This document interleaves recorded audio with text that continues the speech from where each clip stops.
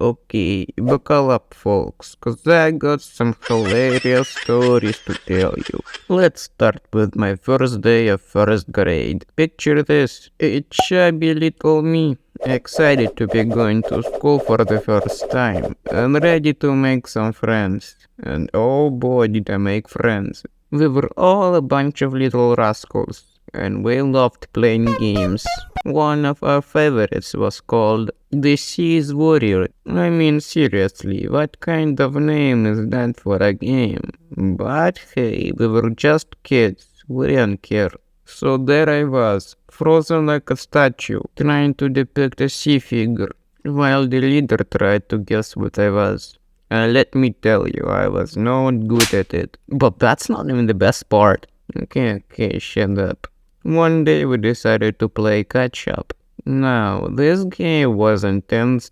It's actually intense. Я сказал заткнуться. Anyway, it was like a game of tag, but on steroids. And guess who I had to avoid? Bon. That kid was like a ninja. I swear, he was after me. And I was running like my life depended on it. I thought I had lost him.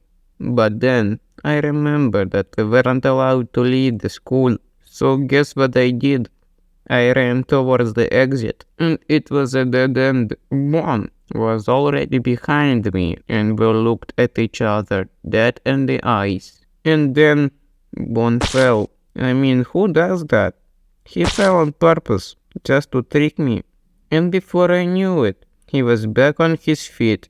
I finally made it to class, but Bon showed up with blood on his face. And when the teacher asked him what happened, he said, "It was Sparky." So I thought, Sparky? What the heck is that? I tried to tell everyone that it wasn't me, but no one believed me. So I was officially the school's troublemaker, and all because of that little red ball. Speaking of rats, let's talk about that mouse that almost drove my family crazy. It all started when my brother went to college, and I was left alone with my mom. We were just minding our own business when we heard a rustling sound coming from under the washing machine. And there it was, a mouse. No, I don't know about you, but I'm not a big fan of nasty rodents. So we chased it around like a little bugger, but it kept getting away. We tried poison, we tried traps, but nothing worked. That mouse was like a Terminator. It just wouldn't die. Finally, we decided to use glue traps.